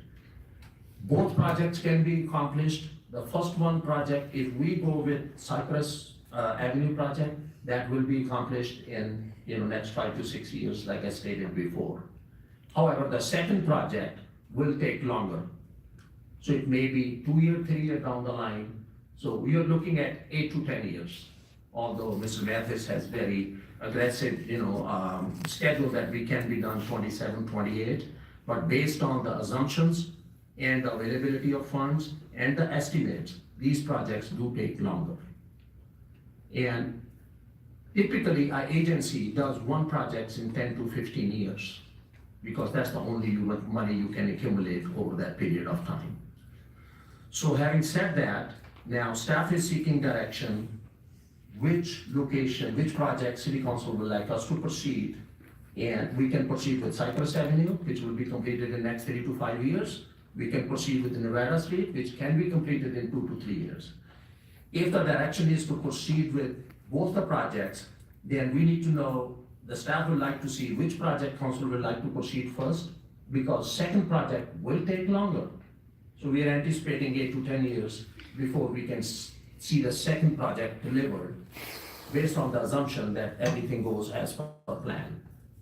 With that, Mr. Mayor, I conclude my presentation. We have Tony Mathis from Southern California Edison. He's the project manager. He is available just in case City Council may have any questions. Thank you, Director Tor. Questions of staff? I do have a question. Yes. Mr. Tor, can you please, one more time, I know you went over the costs. Can you give me the cost of the Nevada Street project? Yeah, Nevada Street estimated cost based on Edison's estimate cost is $1.1 million. The next one, Cypress? Cypress is $3 million. And we only have how much money in our account? We have $2.1 million already. What you're looking accumulated. at? Okay. Oh, And we receive approximately 136,000 annually, and we can advance or we can borrow additional 5 years in advance. Sure. Okay. Other questions of staff? Thank you, Director Tor. Mr. Mathis and Mr. Coburn, do either of you want to come forward, or both, and anything you have to add? Thank you.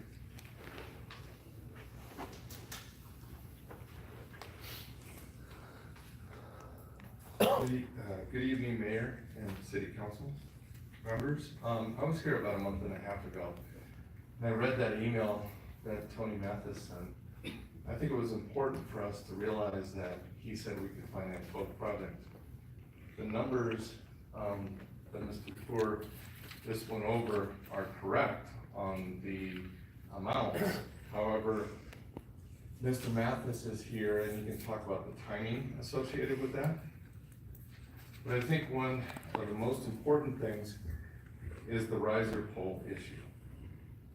A riser pole can amount to $225,000, and we need 2 of them to bookend a transmission line to take it underground and to let it come up.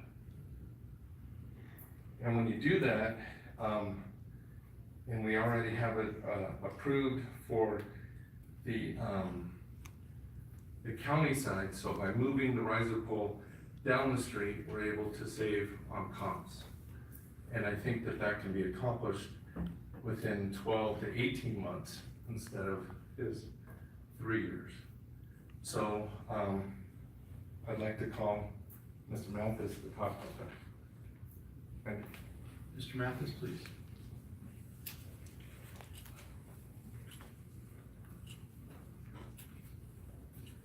Mr. Mayor, good evening, Mr. Mayor and council members. There was a lot of material there, so I'm not sure where to start, but let me start by introducing myself. My name is Tony Mathis. I'm a principal manager at Southern California Edison, and what my group does is project manage much of our investment in our grid, in the distribution system and grid. And part of that is the overhead to underground Rule 20A conversion program. So actually, I've been managing the 20A projects and program for about 17 years. So I have a lot of good experience there under my belt. There's a lot of numbers discussed. I think numbers are better to see than they are to talk about. Unfortunately, we don't have a slide to show you the numbers. I think it might have worked much better. Let me say that there's a number of factors here. There is your allocation balance, or work credit balance. We'll call it work credits. And the city has accumulated over the years a work credit balance of, which I happen to have in front of me. As of 2019, you have a balance of 2.3 million. Your 2019 work credits, just a hair under 150K. We typically escalate that each year. So you have a balance to work with. As Mr. Tour mentioned, we can also borrow into the future 5 years a maximum of 5 years of allocations. 5 years at 150 is another 750K that we can work with. And then we also have the future stream of allocations. If we proceeded with, not if, but when we proceed with the Cypress project, we believe based on the design Edison needs to do, we then need to have the joint utilities perform their designs in succession to ours. We're looking at a construction start of likely 2022 at the earliest.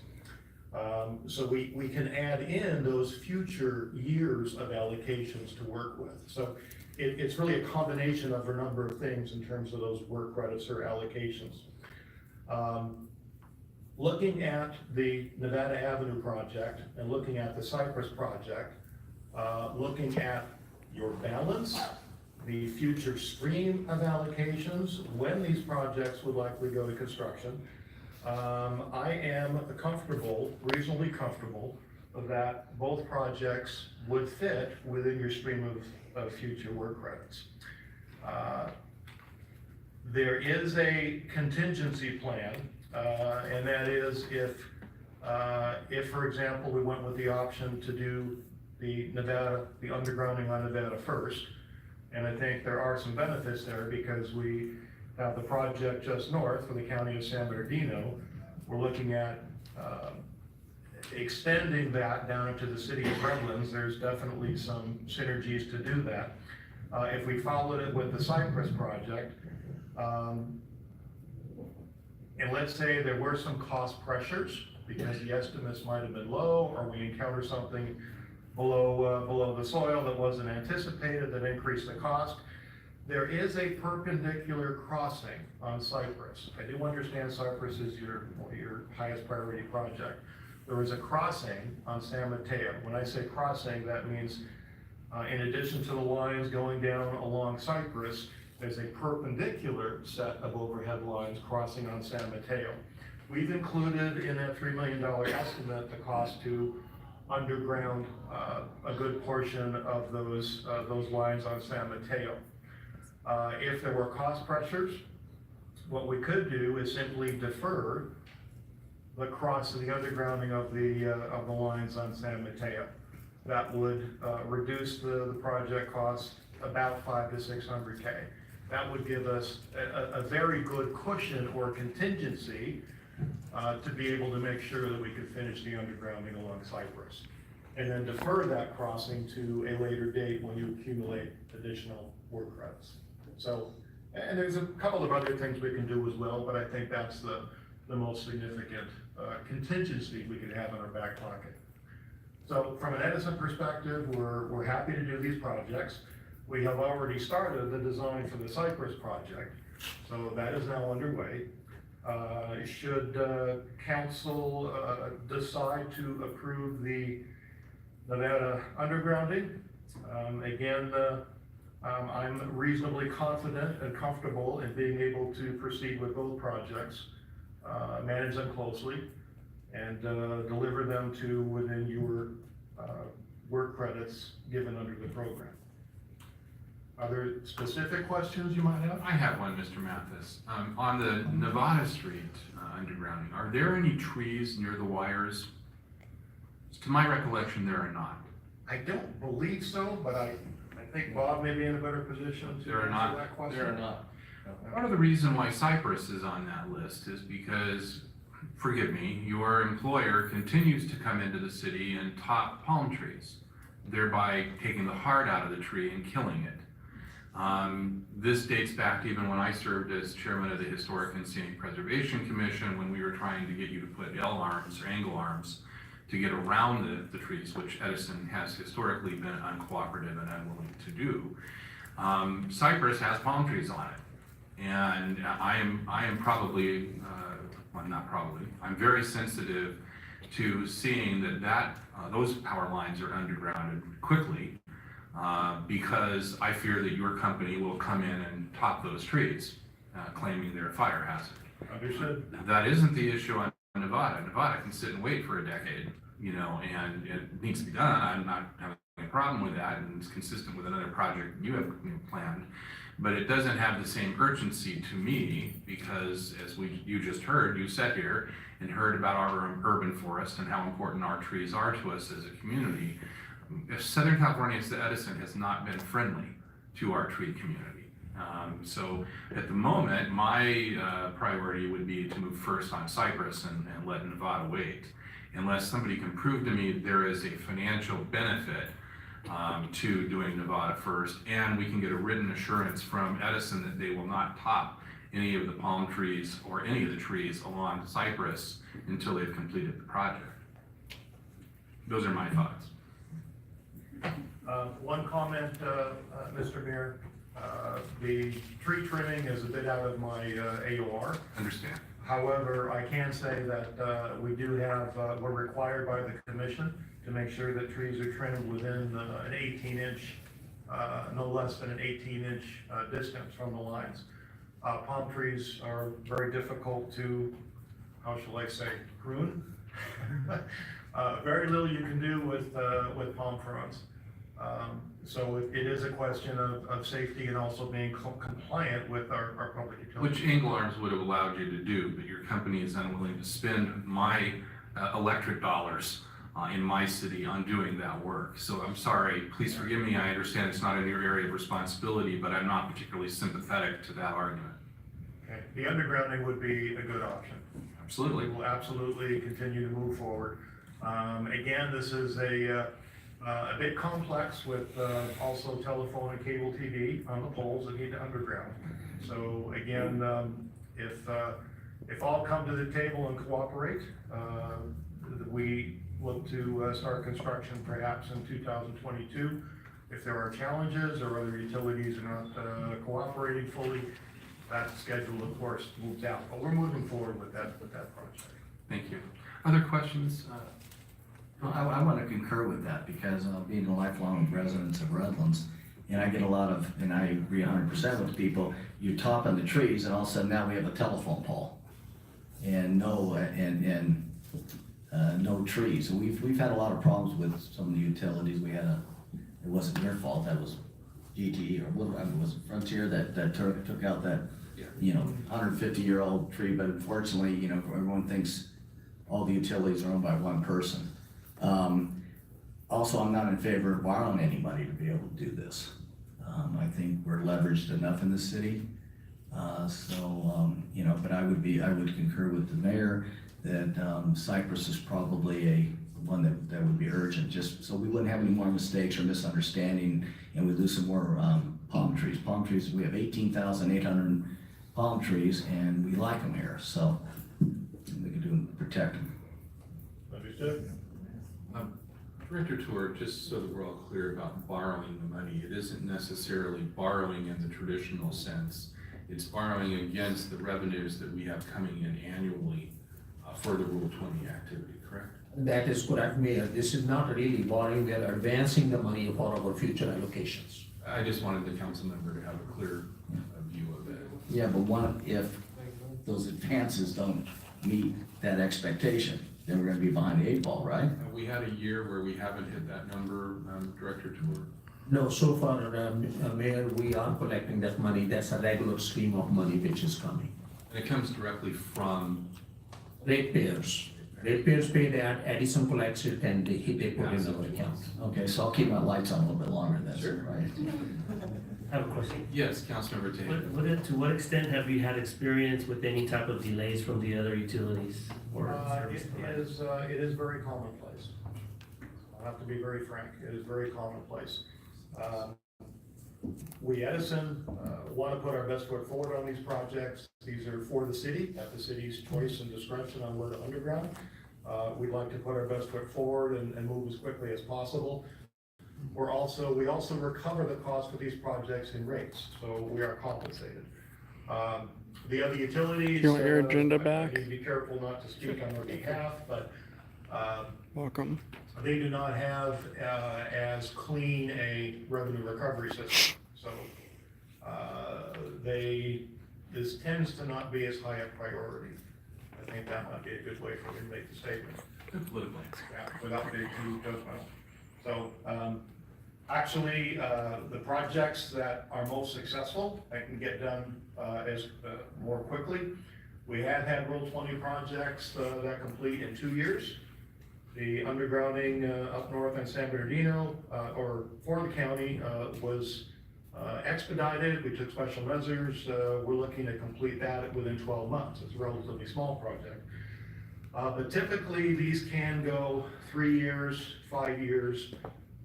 It's not out of the realm of possibility to go 10 years. I know the objective. Unusual I circumstances. know the overall objective is to underground the unsightly wires Mhm. that run above there. Correct. But I think in this case, the priority would be to underground the electrical wires. Right. So I don't know about anybody else on the council, if we were to move forward, just to underground the electrical wires and allow the other wires to, since they're not gonna cause I'm not sure that they can do it that way. you can't do it that way. I believe it depends on the wording of the resolution. If the resolution were to make the communications carriers exempt, I don't see any reason why we couldn't underground the electrical and leave the telecom carriers up on the poles. But that would be council's decision. And we would need to amend the resolution for that language. All right, so if we did that, how long would it take to underground the wires, the electrical? That certainly takes a big variable out of the equation.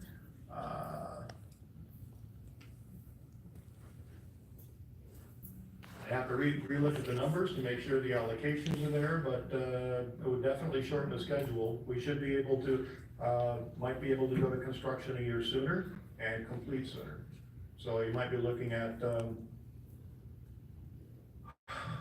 I'll say 3 to 4 years, and maybe sooner. We may also need easements for this job. Easements on a Rule 20, we cannot compensate property owners for, so that's another obstacle. Getting easements, getting property owners to agree to grant us an easement without compensation could be a challenge. Until we do the design, we won't have a good firm answer on how many easements we may need. It could be none, could be a small handful. That would be the only other variable.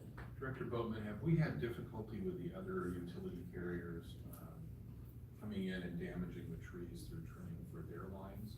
Or has Edison been the only one that's been a challenge on this? No, it's primarily Edison we've worked with on this particular issue, with the exception of the Frontier issue that you mentioned earlier, which was not related to lines. That was an exception. Right. Okay, thank you for that.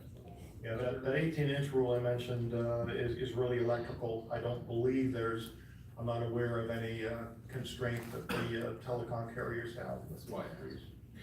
Other questions, please? I have comments, but not for Mr. Mathis. Thank you. Are you done then, sir? I do have one other comment, Yes. and that is on the extending the undergrounding of the 66 kV lines on Nevada. What we've done is, if we move forward on the short term to complete that project, we plan to install a temporary riser pole, which is a wood pole that's much less expensive than the permanent steel riser pole. But if we were to proceed and also approve that project for the city of Redlands, there would be a cost sharing on the steel pole that we would have as a one-time cost savings, not having to install a permanent riser and then come back a decade later and put in another permanent riser south of the 10 freeway. So again, there are some financial advantages. Should the council consider approving the Nevada Avenue project, there are some financial advantages of continuing that project first. It's much shorter term. We could put the riser pole up once at a lesser cost, et cetera. So there are some benefits and advantages financially. And you've answered one of my questions, which was, is there a financial advantage to doing Nevada first? But if we did that, would Edison be willing to give us something in writing that ensures us they won't come in and top our trees and kill them while we're waiting for you to do the work? That's out of my AOR, but I suspect that's a commitment that we will not be able to make because we have a obligation to the commission. Okay, that's all I have. Other questions? Thank you, Mr. Mayor. Hey, thank you so much. You bet. Appreciate your time, sir. So my comments are that I feel like the Cypress project is a promise unfulfilled. I'm also hearing from some residents that is something they've been looking forward to. And many people have reached out to me, and all of them were to express exclusive interest in the Cypress Avenue project. You beat me to the comment about the impetus for that selection way back years ago being that the trees were being topped. The impact in the terms of people who benefit from this project, I believe, is greater on Cypress. It's a central active part of town. People are traveling from home to the store, work, dropping off kids. It goes past a school. They go for walks there, and people take friends from out of town down Cypress to show how pretty it is there. But what's not pretty there is the trees. They're topped and they're ugly. If we move the wires in that highly traveled spot, it'll make it prettier, and it will, it will benefit more people. I hadn't even thought about the easement issue. I'm gonna support exclusively doing the Cypress Avenue project. And it was the easement thing that kind of sealed that for me if we're gonna have problems with residents by encroaching on their property on Nevada Street. I see more downside than I do upside to that. I would make a motion that we haven't heard from Mayor Pro Tem Davis. The easements are on Cypress, I'm sorry. Yeah, it's on Cypress is where they have the issue with the easements. Would we not have any easement issues with residents on Nevada Street? Okay, well, then I can. Maybe residents on that. Sure. Did you want to make any comments? I didn't want to step on you. No, you're fine. I'll just add that I'm in support of the Cypress project, in particular because it's so close to a school. That's a compelling reason for me. Also, the trees. You made a great point about that. And I would favor supporting that solely. I guess I'm having struggle with understanding why my council colleagues would be unwilling to support both projects, which we have heard can be done. But makes the Cypress project the priority project to be done first. I see no reason why we should do one and not the other. It's just a matter of the sequence in which they're done. So I wouldn't favor any motion that doesn't include both. Well, again, my problem was, do we have the money to do that? I don't want I think what you're hearing is, yes, we will have the money to do those projects. It's in our regular allocation coming from SCE. And by the time that we need it to be doing it on Nevada, we will have the resources necessary to do it. Okay, so Cypress would be a priority, then we'd have Nevada. Yeah. Okay. That's what I favor, yes. All right. That's what I favor as well. So I want to make sure I understand. I It's been a long day today for me, so. Are you comfortable making a motion? I don't care about the Nevada Street project. I guess I don't really see the benefits of doing the Nevada Street project. I would support just, so you should have, not me, make the motion. I move the city council determine that selection of a project for Southern California Edison Rule 220A funding is categorically exempt from the California Environmental Quality Act pursuant to section 15302D of the state's guidelines, and that the project will involve conversion of overhead electrical utility system facilities to underground facilities. And further, I move to direct staff to coordinate with Southern California Edison for the use of Rule 20A funding for both the Nevada Street and Cypress Avenue projects, with the Cypress Avenue project being the first priority to be completed. Second. It's been moved and seconded. All those in favor? Aye. Any opposed? No. A motion carries 4-1 with Councilmember Momberger dissenting. All right, moving on to the next item of business, we have L4, which was our late-breaking item. And Director Bowman, would you give us a brief staff? Thank you, Mayor and Council. Just as background, the goal of code enforcement in the city of Redlands is to enforce the city's municipal code. With that, we utilize a variety of processes to work with property owners to address certain issues. Those can be anywhere from a notice of violation and dialogue to fines, and in some cases, we do institute legal action when absolutely necessary. In this particular case, the property owner had, or a particular property had amassed a number of citations, and since then, a trust that took over the property is requesting a settlement with the city. The amount of that settlement is $5,164, and the new owner who is proposing to purchase the property intends to rehabilitate the home. Staff is recommending council approve this settlement agreement. I'm happy to answer any questions you may have. Thank you, Director Goldman. Questions of staff at this time? Hearing none, I will entertain a motion. I move that the city council approve the settlement from Dennis Shogren as trustee of the Stifler Living Trust in the amount of $5,164.52 relating to administrative citation fines for property located at 1107 Alta Street. Second. It's been moved by Councilmember Taylor, seconded by Mayor Pro Tem Davis. All those in favor? Aye. Any opposed? Motion carries unanimously. At this time, we'll move into individual council member announcements and reports, and tonight we'll start with Councilmember Tejeda. Oh, I'm first. Can you pick somebody else first? Sure. How about Councilmember Burridge? Be more than happy. Thank you, sir. On the 6th of this month, I attended the airport advisory meeting. Tell you, it was quite informative, to say the least. All these people that are on these different committees are passionate. The University of Redlands had a homeless forum, which I attended on the 7th. Again, it was something that was eye-opening. Coming up, Centennial Park location, met a lot of nice people.